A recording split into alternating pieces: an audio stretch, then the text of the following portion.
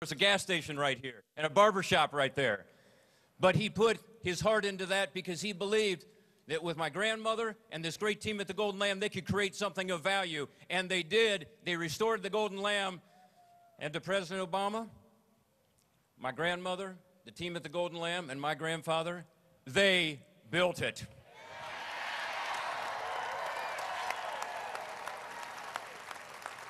At the debate, you'll hear President Obama talking about the fact that he'd like to continue doing what we've done the last 4 years. And folks, it hadn't worked very well, has it? But don't take my word for it. He'll say, my economic policies have worked, because that's what he's saying on the campaign trail. Well, let's think about that. When President Obama ran for president, what did he say? I'm going to cut the deficit in half. You remember that? Well, guess what? The deficit, we just found out, is another $1 trillion this year. We've had a 50% increase in our debt. Do you think it's working? When he pushed through that stimulus package in the United States Congress, he said, if you only put $1 trillion of hard-earned taxpayer money into the government, we'll create so many jobs that we'll have the unemployment rate 50% lower today than it actually is. Do you think it's working? He said, pass my health care bill. He jammed it through Congress without a single Republican vote. He said, we need to do this because we can reduce the cost of premiums by $2,500. Guess what? We just found out from the people who look at this sort of stuff, Congressional Budget Office, it's $2,500 increase in our premiums thanks to Obamacare. Do you think it's working? No, it's not working.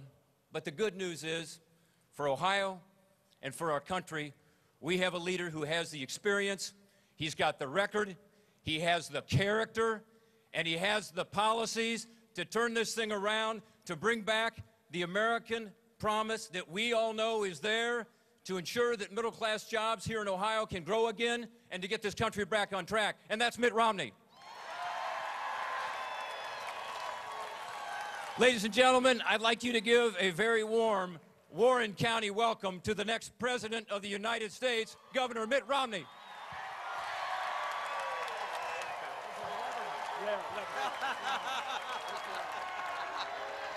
Thank you. Wow, thank you.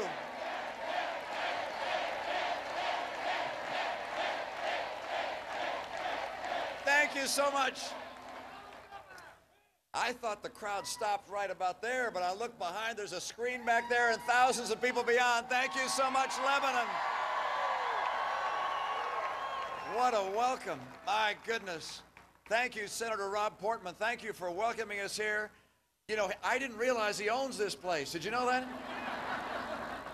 I think we should say for everybody that's here tonight, a free dinner on Rob Portman. What do you think? Yeah. Yeah, just go in and say Rob Portman sent you. You know that? I want to thank Anthony Munoz for being here. Where's Anthony? I appreciate your being here and your support. Thank you, my friend. Thank you. We're putting together an all-star team, and I appreciate his help. Thank you so much. And I want to thank also Steve Chabot for being here. He's a great congressman. You got to make sure and re-elect him, right? We're going to get that done. And thank you to Lieutenant Governor Mary Taylor. She's been introducing me across the state of Ohio, and interestingly, we keep getting larger and larger crowds, and she's done it again. Thank you, Mary. Appreciate your help. Thank you. Now, about a week ago, I had a debate, and I did enjoy myself.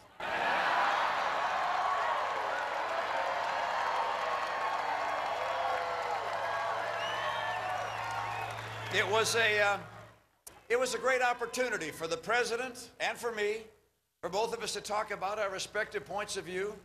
We had a chance to talk about substance. You know, sometimes in debates, the moderators are jumping in and asking questions to try and get you off track, but this moderator let us speak about issues that people care about. People heard both of what we had to say. It was a very helpful opportunity, and I got to ask the president some questions that I know people across the country have wanted to have asked. I asked him, for instance, why with 23 million Americans out of work or struggling to find a good job, that he spent his first 2 years trying to put in Obamacare that kills jobs. I got the chance to ask him why with gasoline prices twice as high as when he took office, he cut the number of permits and licenses to drill for oil and gas on federal lands and in federal waters in half. I got to ask, for instance, you know, with trillion-dollar deficits, with us borrowing money from people like the Chinese. How in the world you could spend $90 billion? $90 billion, which would have hired 2 million teachers. How he spent $90 billion instead investing in solar companies and green companies. By the way, he likes picking winners and losers, or as a friend said to me, no, he just likes picking losers. And so the president gave his answers, or his lack of answers, as the case may be. I thought in some respects he explained himself best a couple of weeks ago when he said, you know, you can't fix Washington from the inside, you can only fix it from the outside. Well, we're going to give him that chance on November 6th.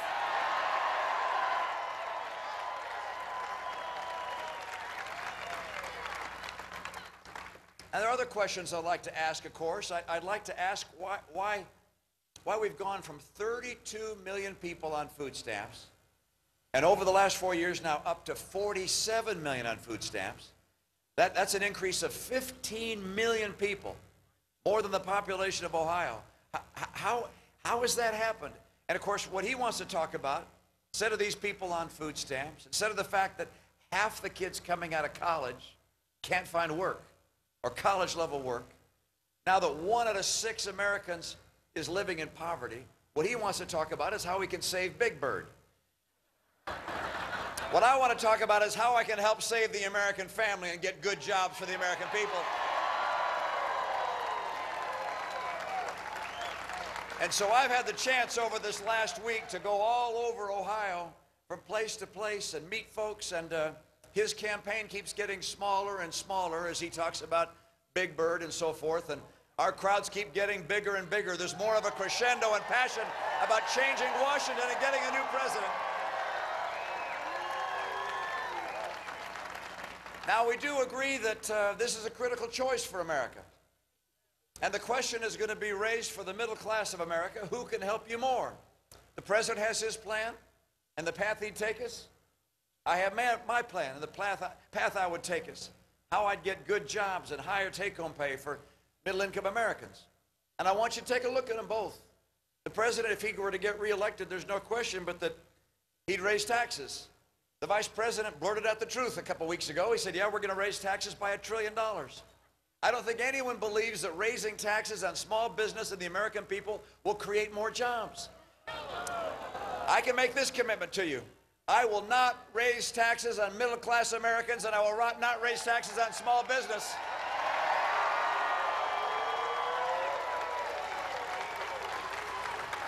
If he were to get reelected, there's no question he's going to fully install Obamacare. If I get elected, and by the way, that means that your premiums are going to go up $2,500 a year, that there'll be an unelected board that ultimately tells you what kind of treatments you can have and can't have to get reimbursed. You're going to have people who lose their insurance. Up to 20 million people who have insurance now are going to lose it. Employers are dropping people from full-time jobs and putting them into part-time jobs, in part because of Obamacare. If I get elected president, we're going to repeal Obamacare and put in place real reforms that help hold down the cost of health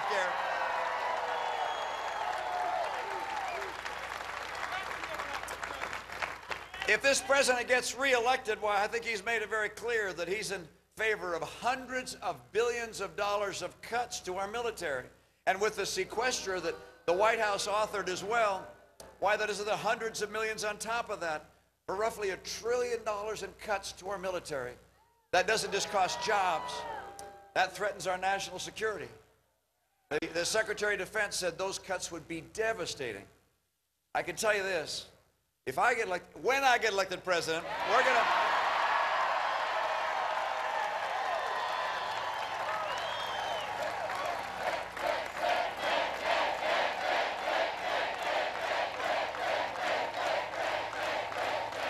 make sure that we do not cut our military budget. Our military must remain the strongest military in the world by a wide margin.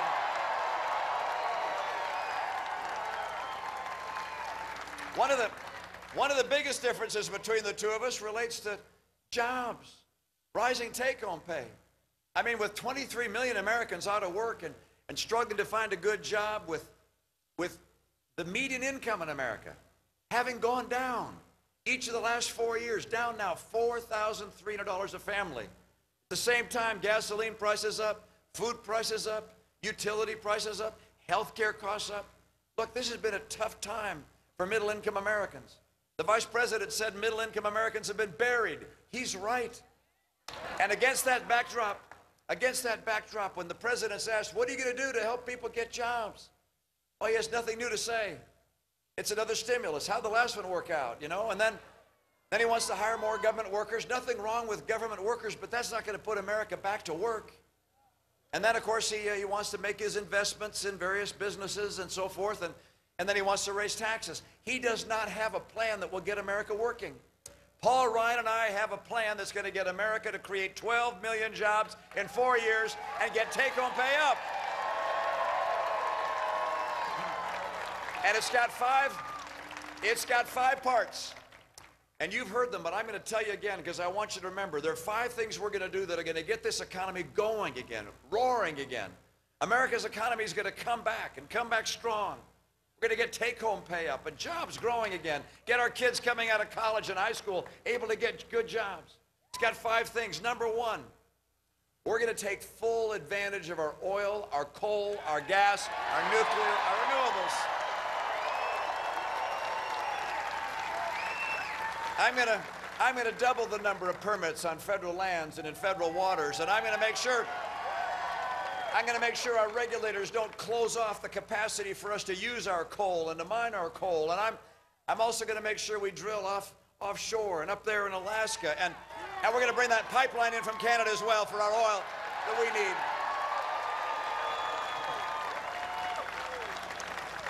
The second part of our plan, we're going to make sure we open up more trade. We're going to make more markets available for our manufacturers and for our service providers so we can go into other countries and sell goods around the world. But we're also going to do this. We're going to make sure that when people cheat, and China's been cheating, we're not going to let it go on. This president, on Friday, the administration was to put out the answer to the question, has China manipulated their currency or not? And they were supposed to designate that on Friday. They came out and they said, well, we're not going to do that, actually. We're going to wait until after the election to have that. You see, they've gone 7 times so far, and they just passed the buck on that. I'm not going to just pass that off. On day 1, I will label China a currency manipulator. We're going to get serious about making sure people don't cheat when it comes to trade. So number 1 is energy, and number 2 is trade, and number 3, I want to make sure our people have the skills they need to be able to work in the jobs of today. So all these federal training programs, of which there are 47, I'm going to take the money from those, send Ohio back its fair share, and make sure Ohio people have the training they need for Ohio jobs. And for the skills of tomorrow, we've got to make sure our schools are the best in the world. How in the world the nation that invented public education can have schools performing in the bottom third or bottom quartile, and math and science is beyond me. In my view, it's time for us to make sure we put our kids and their parents and the teachers first, and the teachers union is going to have to go behind. Number four, you're not going to get entrepreneurs to take the risk that Senator Portman's grandfather took in borrowing $2,000 and restoring that building. You're not going to get entrepreneurs to take their life savings and put it into a new business, or big companies to come and build new factories and put people to work unless they know we're not on the road to Greece. And if this president keeps on spending $1 trillion more than we take in, that's the road we're on. And so I'm going to do something very different than he would. Number 4 for me is we're going to cut federal spending, we're going to cap federal spending, and finally get us on track to a balanced budget.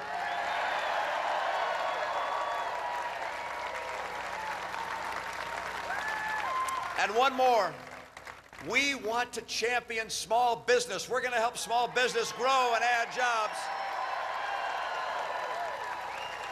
And that means keep their taxes down, get regulations to work for small business, get rid of Obamacare, it's scaring jobs away. I'm going to help small business. We do those 5 things, and jobs are going to come back in this country. I'm confident that our future is bright. It's not just the 12 million jobs I'm thinking about. It's our kids and their future. I know that the people who are standing here tonight, who stood here a long time to join us in this rally, you didn't come here just because of me or even because of our party or conservatism. You came because you're concerned about America.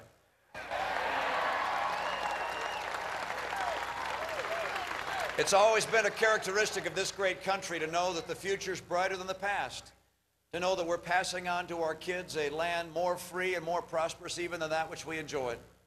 And that's coming back. That confidence is coming back. I was so saddened to see that the majority of Americans, for the first time in history, think the future's more bleak, not better. We can change that, because what's in here, the heart of the American people is strong. The heart of the American people has been proven time and time again in test after test, that regardless of the challenge, we stand and overcome those challenges. I know it's true. I've seen it. I've seen people in the most extreme circumstances who dig deep and show that kind of courage. They're great qualities of the human spirit I see in my fellow Americans day in and day out. I was in Atlanta a few weeks ago for a big event, and I saw kind of an opening in the crowd. And as I went along shaking hands, I realized that that was because someone there was in a wheelchair, a big one of these motorized wheelchairs. And I sort of pushed some people aside to see who it was. Turned out it was a classmate of mine from graduate school. And he'd been involved in an automobile accident. I think it was an automobile accident. And he was made quadriplegic. He was a very successful business person. And instead of throwing in the towel and becoming despondent, he kept involved in his business. He became active in raising money and working with a center for spinal cord injury research to make sure that other people would not suffer what he suffered. I saw the character of Billy Hulse as I saw him that day, and he moved his chair up, motorized it up next to me, and I put my hand on his shoulder. I hadn't seen him for a little while. I put my hand on his shoulder, and I said, "God bless you, Billy, and I love you." And the next day I heard he passed away. It's rare you get the chance to say to someone that you care about what you really feel. I love this country. I love the people of this country. I was at the Republican convention a few weeks ago, as you know, in Tampa, and I met a wonderful woman named Jane Horton. She was packing a box of birthday presents and food and so forth to send to her husband in Afghanistan, who's a sharpshooter there, when the knock came at the door to tell her that he'd been killed. And instead of her becoming depressed, she went to work to try and help other families who'd lost loved ones. And on the day of the funeral, by the way, of her husband, she was dismayed, I'm sure, to see that there was a protest at the funeral. Remember this, where there were some of these people that were protesting funerals and some misguided souls? And she was asked, "What do you think about these protesters?" And her answer says something about the American heart. She said, "Chris gave his life so people like that can protest." This is the American spirit. This is the greatness of this nation and the people in this nation.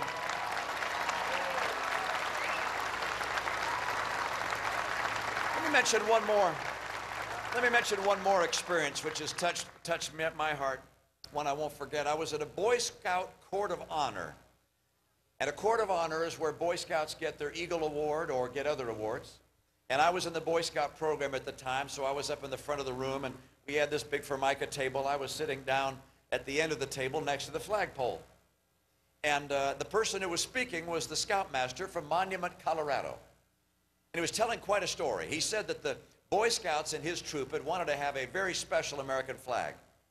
So they bought one with gold tassels around the outside, and then they had it flown, I believe, over the state capitol and also in the capital of Washington, D.C. When it came home, the boys said, "Now we want it to go up on the space shuttle." And so they contacted NASA and said, "We'd like our flag to go on the space shuttle." And you know, space is at a premium in space, you know, and yet NASA agreed. He said, "Okay, we'll take your flag with us." And as you can imagine, he said the boys were so proud, looking from their home rooms at school, watching the space shuttle launch, watching the rocket go up in the air, knowing that their flag was on that space shuttle, and then they saw it explode on the TV screen.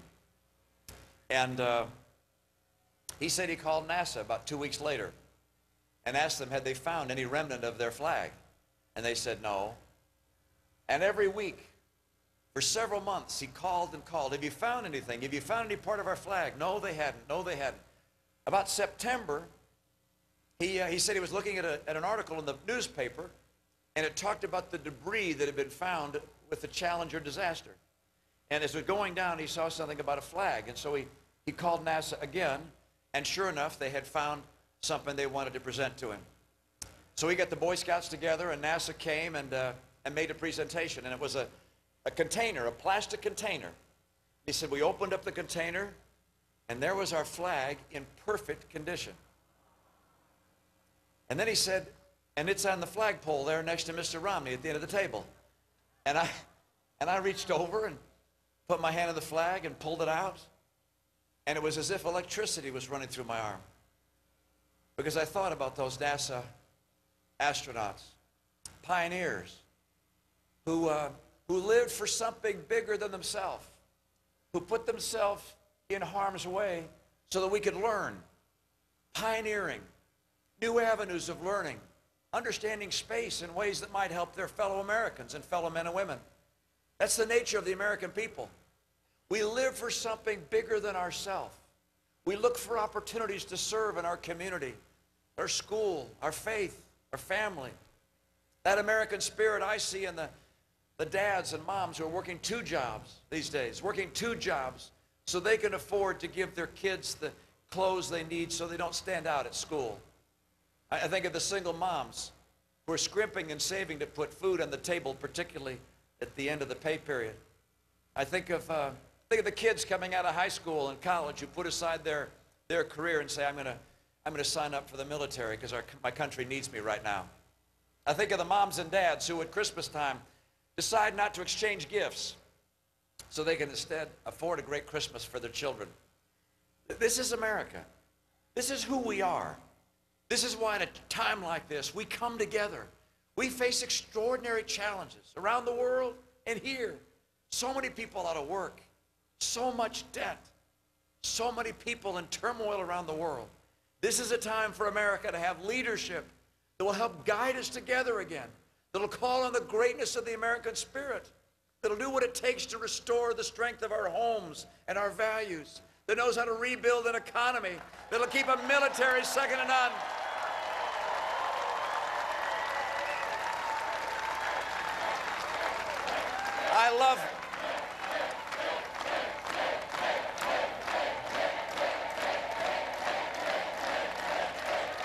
How I love those who served. How I appreciate their sacrifice. I was at Memorial Day. I was in San Diego, a great military town for Marines and members of the Navy, and I was on a platform speaking, and there were several veterans with me from the Second World War. One of whom, who was closest to me, said that he was the lookout on the USS Tennessee when the day of Pearl Harbor arrived, and he looked out and saw the pilot coming in to drop armament on their ships. He said he locked eyes with that pilot, and the blasts injured him. He went on to serve for 33 years in the U.S. Navy. And we applauded him as we recognized his sacrifice for our country. I think of that wonderful American hymn, America the Beautiful, that verse that says, "Oh, beautiful for heroes proved in liberating strife, who more than self their country loved, and mercy more than life." Well, our members of our armed services, past and current, please raise your hands and be recognized. Wow, look at that.